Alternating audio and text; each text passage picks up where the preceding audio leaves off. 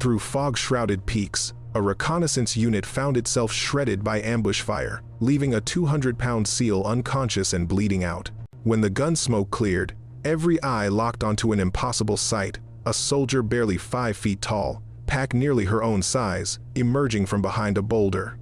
"No ficking way," a sergeant shouted as she hoisted the SEAL onto her shoulders, like he weighed nothing. Bullets still screaming past the ridgeline, she gritted her teeth and began an 8-mile trek across terrain that would break most men, and changed how an entire battalion saw her forever. The Hindu Kush stretched endlessly in every direction, its peaks clawing at a sky that promised snow. At 11,000 feet, the air cut like glass with each breath.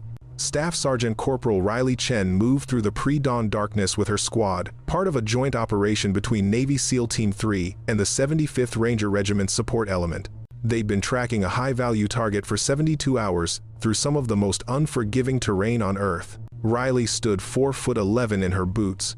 At 115 pounds with gear, she looked like someone's kid's sister who'd wandered into the wrong locker room. The men around her averaged 6 feet and 180 pounds of muscle. She'd heard every joke, survived every doubt, endured every condescending offer to carry that for you, sweetheart. What they didn't know, what they couldn't see beneath her oversized plate carrier, was a cardiovascular system forged in Colorado's Rockies, running supply trails with her father from age 7. Her dad, a former Army Ranger turned wilderness guide, had taught her that mountains didn't care about your size.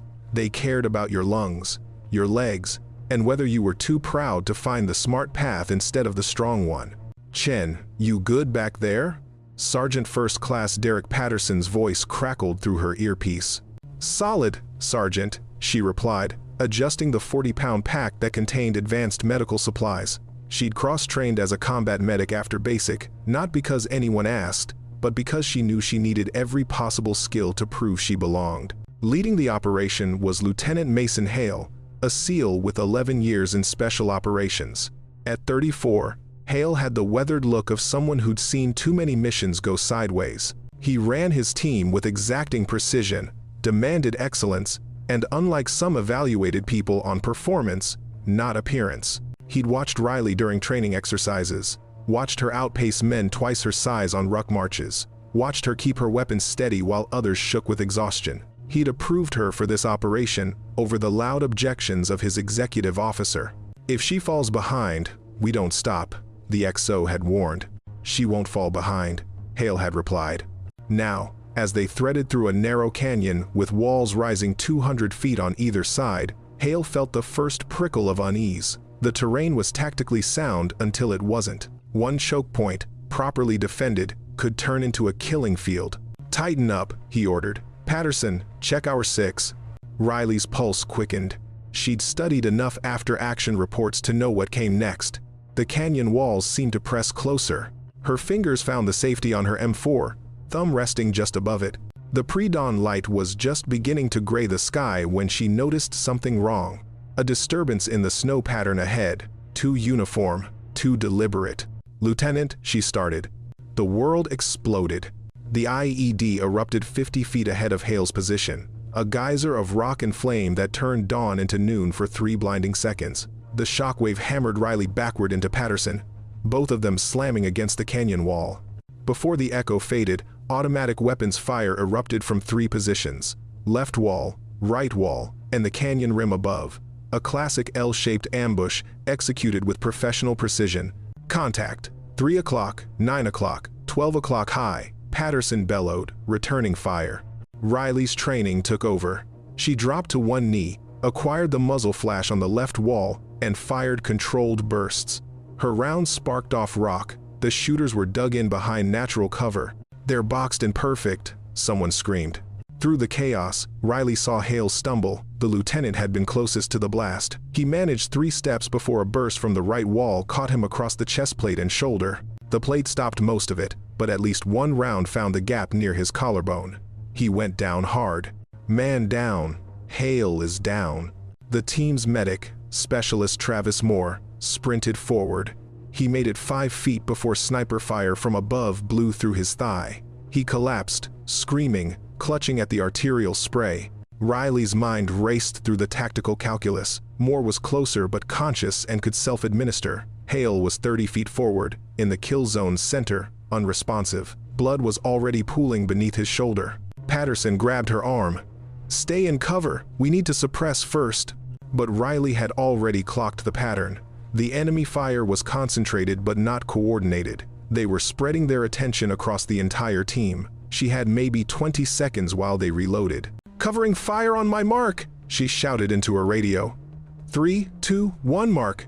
The squad opened up, a wall of suppressing fire that forced the enemy to duck. Riley burst from cover, staying low, using the canyon's slight curve as concealment. Rounds snapped past her head, so close she felt the displacement. She slid the last 10 feet, gravel tearing through her knee pads, and reached Hale. His eyes were half open, glazed with shock. Blood pulsed from the wound near his collarbone, not arterial, but close, maybe 10 minutes before blood loss became critical. "Lieutenant, I've got you." Her hands moved automatically, tearing open his kit to reach the trauma supplies. She packed the wound with quick clot gauze, applied direct pressure with her palm while simultaneously checking for exit wounds. The world shrank to this: breathe, assess, treat, move. "Chen, get back here." Patterson's voice was raw with desperation. "Negative, preparing to extract." She could hear them thinking it, all of them. Even Patterson, who respected her. The math was simple. Hale outweighed her by 90 pounds. Add his gear another 40. She'd be carrying nearly her own body weight plus an additional 70 pounds, through terrain designed by God to break pack mules. For 8 miles. Riley's hands trembled as she finished the pressure dressing. Not from fear, from the adrenaline dump that followed sprinting through gunfire. She forced her breathing to slow, to center. Behind her, the firefight continued. Patterson and 3 others were laying down covering fire, but ammunition wouldn't last forever. The enemy had position, numbers, and time. Standard protocol. Radio for extraction. Establish a defensive perimeter. Wait for QRF, quick reaction force. But the canyon walls were blocking their radio signals. Patterson was already screaming into the handset, getting nothing but static. And Hale would be dead before help arrived. Riley looked at the lieutenant's face. Pale, breathing shallow. She'd stopped the worst of the bleeding, but he was sliding towards shock. He needed a hospital. He needed it now. The nearest evac point was 8 miles northwest, up and over a ridgeline that topped out at 12,500 feet, then down through a boulder field that had broken 3 of Riley's teammates' ankles during training. She'd run it solo in 6 hours. With Hale? Impossible. Or maybe not. Riley had spent her entire military career being told what she couldn't do. Couldn't meet the male PT standards, couldn't carry a full combat load, couldn't hack it in Ranger School. She'd proven them wrong at every turn, but the doubt never fully died. Now, looking at Hale's blood soaking into the frozen ground, she felt something crystallize inside her. Not anger, not defiance, just absolute certainty. "I'm taking him out," she said into her radio. "Negative," Patterson shot back. "Chen, you can't." "Watch me." She stripped Hale's gear down to essentials: plate carrier, radio, weapon. Everything else stayed. She ditched her own pack, keeping only medical supplies, water, ammunition, and 1 smoke grenade. Then she rolled Hale onto his side, positioned herself, and executed a fireman's carry she'd practiced 10,000 times. The key was leverage, getting the weight distributed across her shoulders and upper back, not trying to muscle it with her arms. Hale settled into position, heavy, but manageable. Riley stood up. The entire squad froze mid-firefight for half a second. Sergeant Patterson's jaw literally dropped. "Jesus Christ," someone whispered. Riley looked at them through the smoke and chaos. This tiny woman with a full-grown seal draped across her shoulders like he weighed nothing. Her voice came out level, cold, and absolutely immovable. "Provide covering fire for 30 seconds. Then fall back to Rally Point, Charlie. I'll meet you there with the lieutenant. Chen." That's an order. She wasn't senior to Patterson, but in that moment, rank didn't matter. She was the one holding Hale's life in her hands. Patterson stared at her for 2 heartbeats. Then he nodded. "You heard her. Covering fire. Light 'em up." The squad opened fire with everything they had. Riley didn't wait. She turned northwest and started walking, each step measured and precise, out of the kill zone and toward the mountains that would either break her or prove her forever. For the first quarter mile, Riley moved through relatively flat terrain, threading between boulders the size of cars. Hale's weight pressed down on her shoulders like the hand of God, but her legs held. She'd trained for this without knowing it. Every ruck march, she'd volunteered for extra weight. Every mountain trail she'd run at altitude. Her father's voice echoed in her memory. Size is just physics, kiddo. Physics can be beaten with technique and conditioning. Behind her, the firefight intensified, then faded. Patterson would execute a fighting withdrawal, make the enemy think the entire squad was retreating in disarray. By her time, Hale stirred, half-conscious. Put me down. Negative, sir. That's an order. With respect, Lieutenant, you're not in command right now. I am. He tried to argue, but the words dissolved into mumbling. His blood was seeping through the dressing, warm against Riley's shoulder. She increased her pace. The terrain began to climb. Not steep yet, but enough that each step required conscious effort. Riley's breathing deepened, falling into the rhythm she'd practiced. In through the nose for 4 steps, out through the mouth for 4 steps. Steady. Mechanical. She could feel the stares of the universe on her back. Every drill sergeant who'd said she was too small. Every doubting commander who'd tried to reassign her to admin work. Every civilian who'd assumed she was a clerk when she wore her uniform off base. This moment wasn't about proving them wrong.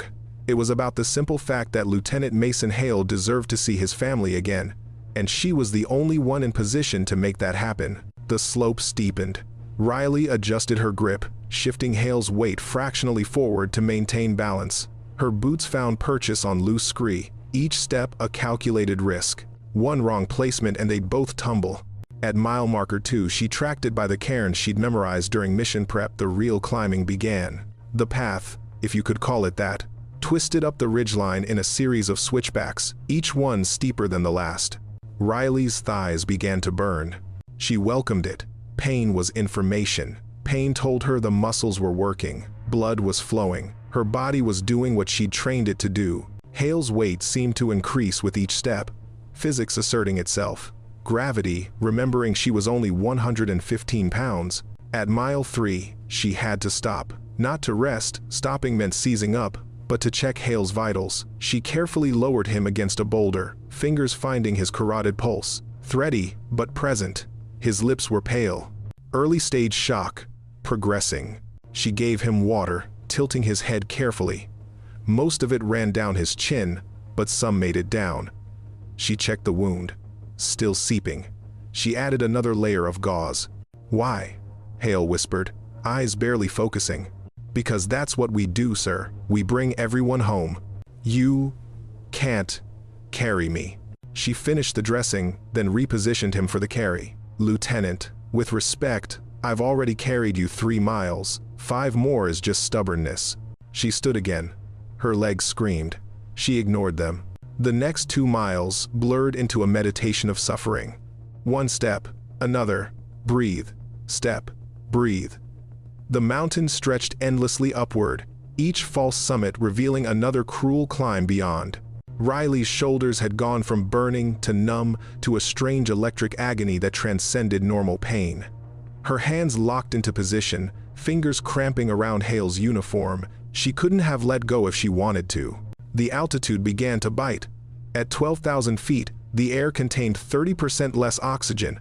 Each breath gave her less. Her vision narrowed, edges going gray. She stumbled, caught herself, kept moving. A rational voice in her head whispered that this was impossible, that she should set Hale down, build a shelter, wait for extraction. The survival manual agreed. Basic human physiology agreed. Riley told that voice to shut the hell up and kept walking. By mile 4, Riley had entered a state beyond exhaustion. Her body operated on autopilot, muscle memory carrying her when conscious thought failed. The ridgeline stretched before her, a knife edge of rock and ice, with 100-foot drops on either side. She'd studied this route during mission planning, memorized every turn. Most soldiers would take the main trail wider, safer, but 3 miles longer and exposed to enemy observation. Riley chose the climber's route, the path her father had taught her to see. Hidden cuts through the rock, natural handholds, places where the stone itself would conceal their passage. The sun climbed higher, turning the snow-covered peaks into a blinding maze of light. Riley's eyes watered behind her scratched goggles. She navigated by feel as much as sight, boots finding the slight depressions that marked the trail. Hale's blood had soaked through her uniform, sticky and cold against her shoulder. She could feel his heartbeat against her back, still present, but weakening. "Stay with me, Lieutenant," she muttered. "You don't get to check out yet." A sound behind her, the crack of a rifle, then another. Riley's combat instincts screamed. She scanned the ridgeline below and spotted them 3 enemy fighters, maybe 400 yards back, climbing after her. They'd tracked her blood trail in the snow. She had maybe 10 minutes before they'd be in effective range. Riley's mind raced through options. She couldn't outrun them, carrying Hale. Couldn't defend this position, no cover, no backup. The ridgeline offered nowhere to hide, except... Her eyes locked onto a narrow cleft in the rock face, 50 yards ahead. Too narrow for the main trail, barely visible unless you knew where to look. Her father had shown her a similar cut in the Rockies when she was 12. These are the mountain's secrets, kiddo. The paths it only shows to people who pay attention.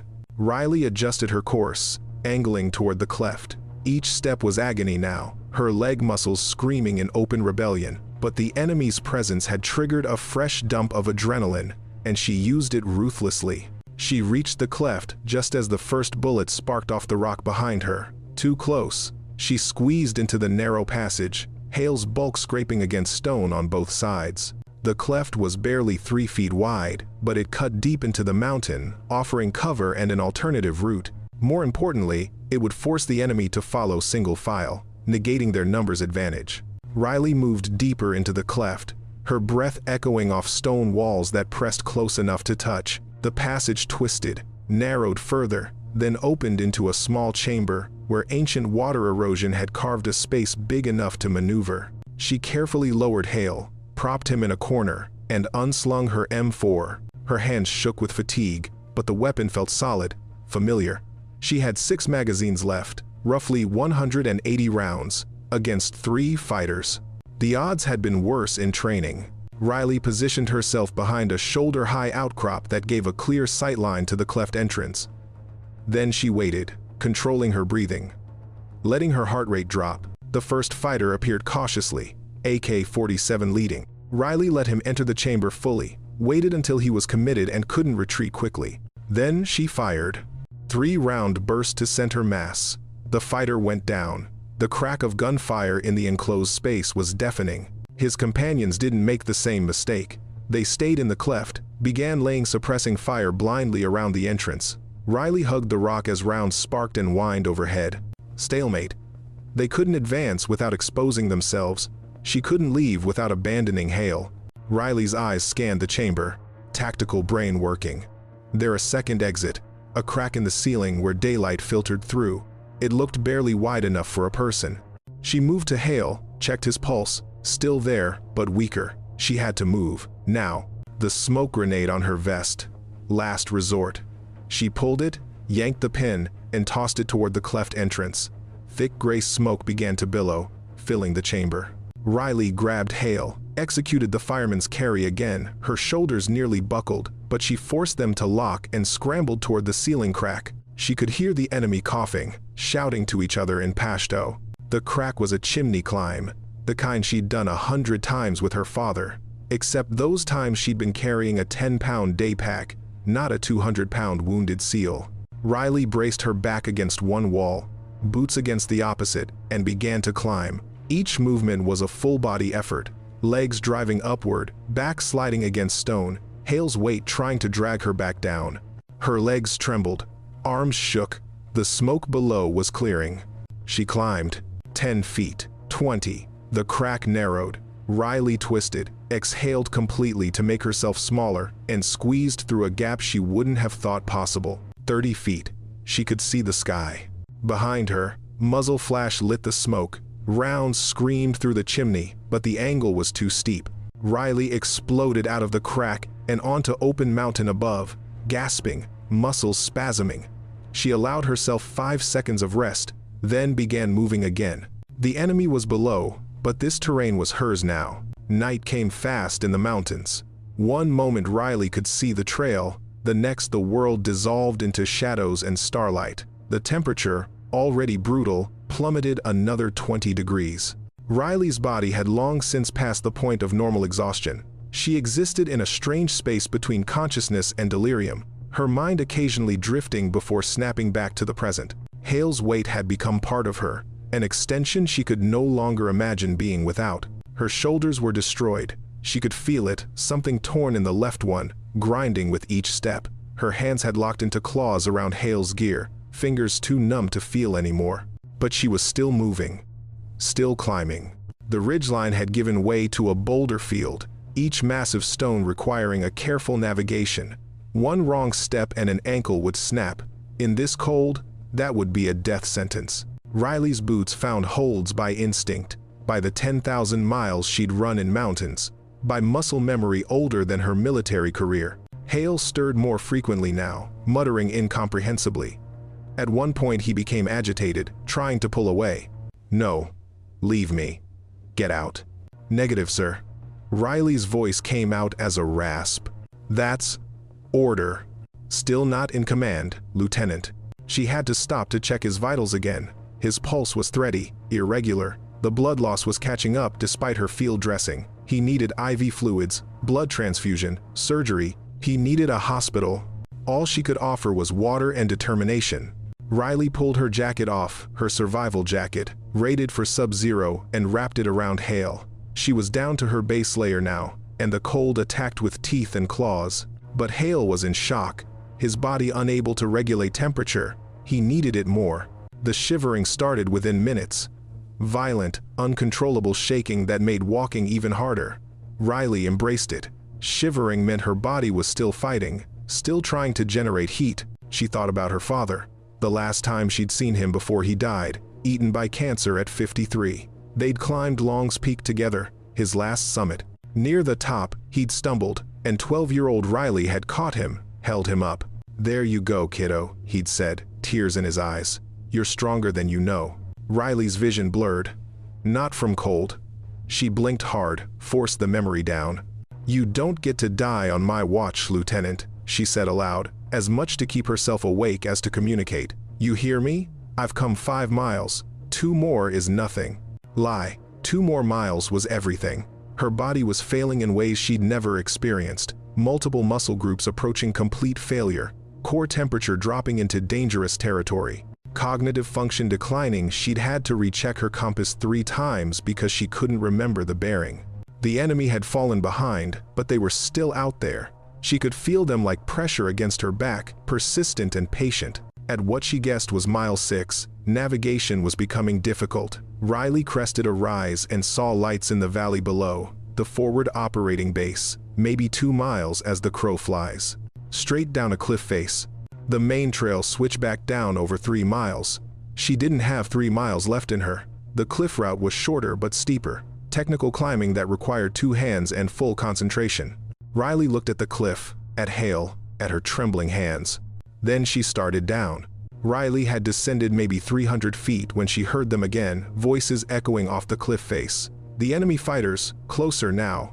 They'd found her trail. She was on a narrow ledge, barely 2 feet wide, with Hale still on her shoulders and nowhere to go but down. Her fingers ached from gripping tiny handholds. Her boots scraped for purchase on ice-slicked rock. The voices grew louder.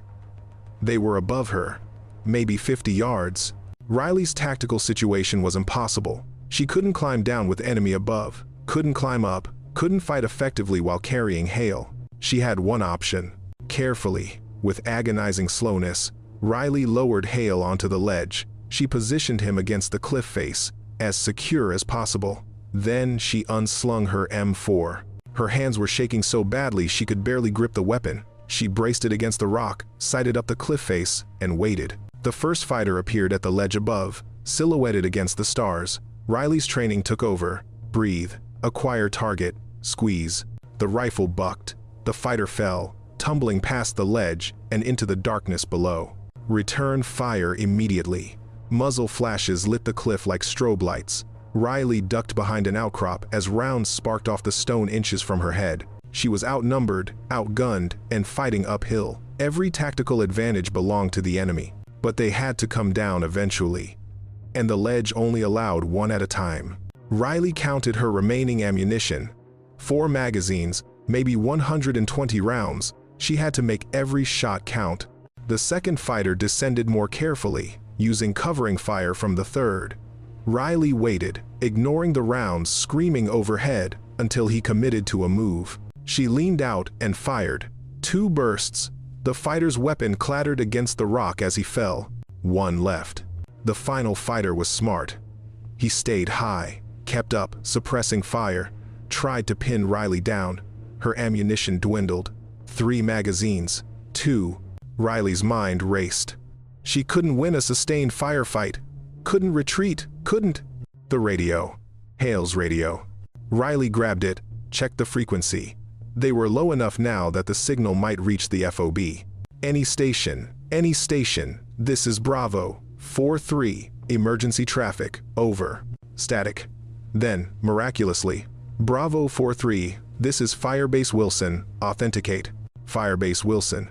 I have 1 urgent surgical with command authority. 8 clicks. Northwest your position. Under direct fire. Requesting immediate QRF and CAS. How copy? Copy all. Bravo 4-3. CAS is 5 mics out. Authenticate your position. Riley read off her GPS coordinates while rounds continued to spark around her. Firebase Wilson. We have visual on your tracers. CAS inbound. Keep your head down. The radio crackled off. Riley had maybe 60 seconds to survive. She fired back, controlled bursts, trying to keep the enemy suppressed. Her rifle clicked empty. Last magazine. The fighter above sensed victory.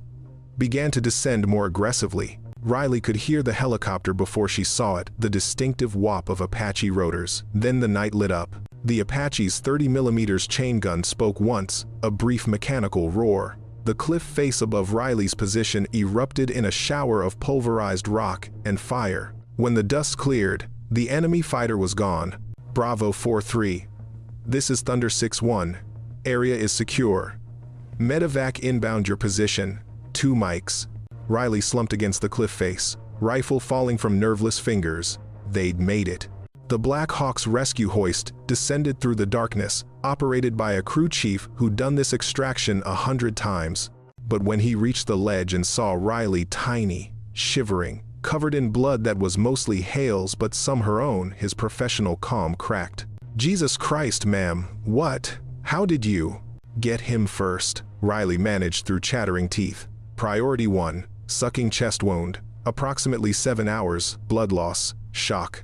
The crew chief's training reasserted itself. He secured Hale to the litter, gave the thumbs up. The lieutenant rose into the Black Hawk's belly. Then, the hoist came back for Riley.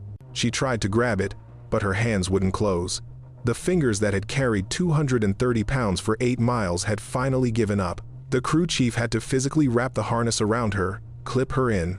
As she rose off the ledge, Riley looked down at the cliff face she'd descended. In daylight, it would have looked impossible. In darkness, carrying a wounded man, with enemy fire, the adrenaline that had kept her moving finally ran out. Riley's vision tunneled. The stars wheeled overhead. She felt the Black Hawk's floor beneath her, felt someone cutting away her gear, felt warm blankets. She heard voices through the fog. Body temp, 93 degrees, moderate hypothermia. Look at her shoulders, the bruising. How the hell did she? And Hale's voice, weak but clear, she saved everyone.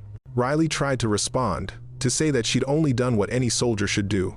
But the darkness was warm and soft, and she let it take her. Riley woke in a hospital bed at Bagram Airfield 3 days later.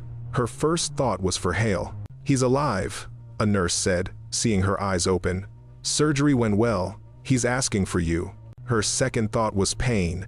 Every muscle in her body screamed. Her shoulders were wrapped in so much bandaging she looked like a mummy. Both hands were splinted to treat the severe tendon damage. Colonel Sarah Martinez, the battalion commander, visited that afternoon. A career officer with 23 years in, Martinez had risen through the ranks when women weren't supposed to. She looked at Riley with an expression somewhere between respect and disbelief. Staff Sergeant Chen. Martinez's voice was formal, but her eyes were warm. I've read the after-action reports, all of them. I've spoken to every member of your squad. I've reviewed Lieutenant Hale's statement. She paused, seemed to be searching for words. In 30 years of service, I have never encountered anything like what you did. The distance, the terrain, the enemy contact, any one of those factors should have been impossible. Combined, she shook her head. The medical staff has confirmed that Lieutenant Hale would have died from blood loss if evacuation had been delayed another hour. You didn't just save his life, you did something that shouldn't be physically possible. Ma'am, Let me finish. Martinez pulled up a chair. You're being recommended for the Silver Star. The citation will read that you displayed extraordinary heroism while engaged with an armed enemy. But that doesn't capture it. Not really. She leaned forward. You know what Lieutenant Hale said when he woke up after surgery? He said, "She carried me like I was nothing, like physics didn't apply to her." And you know what the most remarkable thing is? Everyone who doubted you, everyone who said you didn't belong, they're lining up outside to apologize. Riley's throat tightened. I just did my job, ma'am. No. Martinez's voice was firm. You did something far beyond the job. You redefined what we thought was possible. Sergeant Patterson visited next, bringing the whole squad. They filed in awkwardly, these large men filling the small hospital room. Patterson, who'd once argued against Riley's inclusion in the unit, stood at the foot of her bed. His jaw worked for a moment before he found words. Chen, I was wrong about you. We all were. He looked at the others, who nodded. We saw your size and made assumptions, but you're not small. You're the biggest person in this unit. Damn right, another soldier added. You're a legend now, Chen. They're already telling stories about you back home. Riley felt tears threatening. She forced them back. You guys would have done the same. No, Patterson said quietly. We wouldn't have, because we couldn't have. What you did, it takes something most of us don't have. 2 weeks later, Riley was cleared to visit Hale in his recovery room. He was sitting up, color returned to his face, though his shoulder was still immobilized. He saw her coming down the hallway. She still walked, with a slight limp, probably would for months, and his face broke into a smile.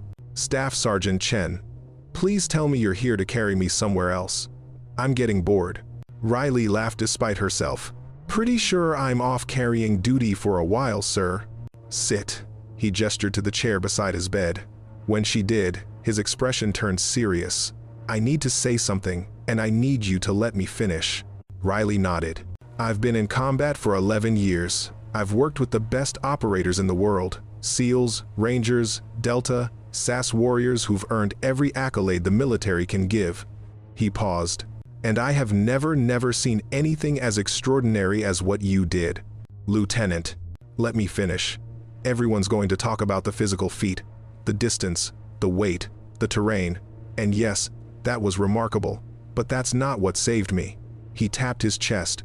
What saved me was that when every rational voice in your head said to give up, to save yourself, you didn't. You decided I was worth saving, and you made the entire universe bend to that decision. Riley felt her eyes burning. You would have done the same, sir.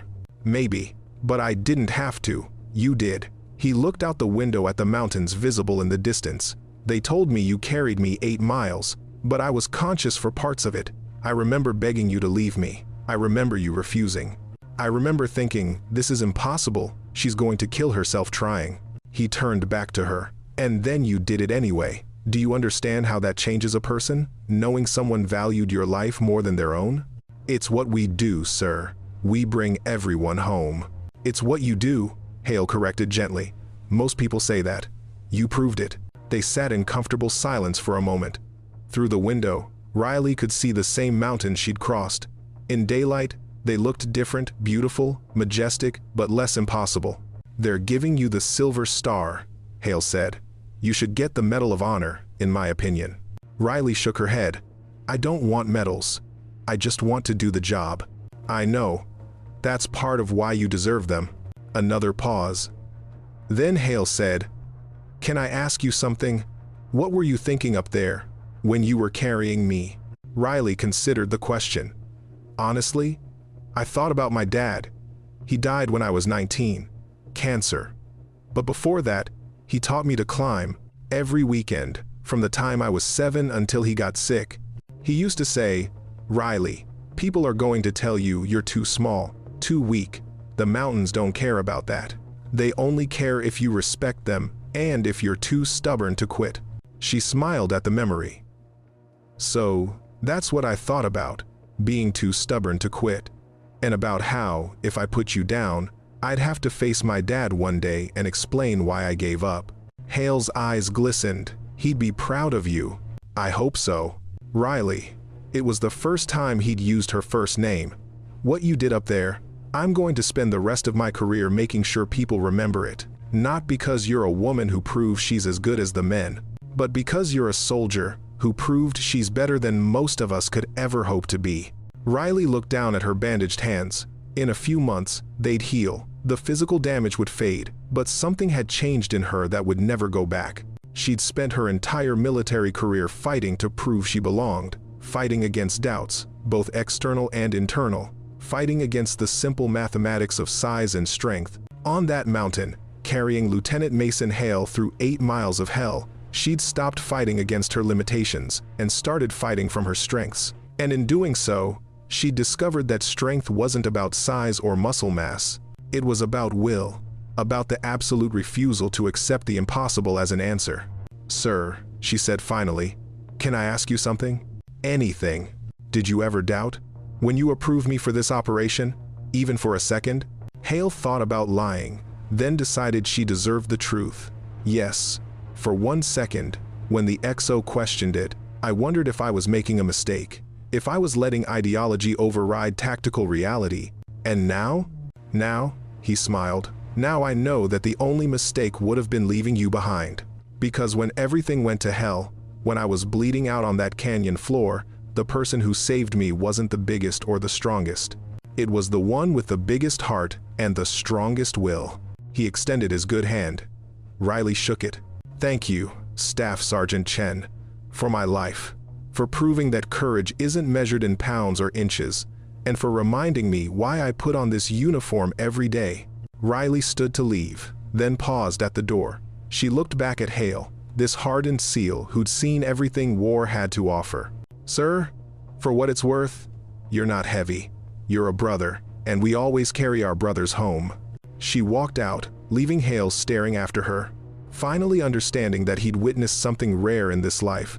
A moment when someone becomes more than they were, when they touch something eternal. Outside the hospital, Riley looked up at the Hindu Kush, those ancient peaks that had tested her and found her worthy. She thought about all the young women who'd follow in her footsteps, who'd hear this story and wonder if they could do it too. And she hoped they'd understand the real lesson. Size didn't matter. Gender didn't matter. What mattered was deciding that something was worth fighting for, worth bleeding for, worth carrying on your shoulders through the longest night of your life. The mountains had taught her that. Her father had taught her that. And now perhaps she could teach it to others. Riley Chen, all 5 foot nothing of her, smiled at the peaks and headed back to her unit. She had work to do.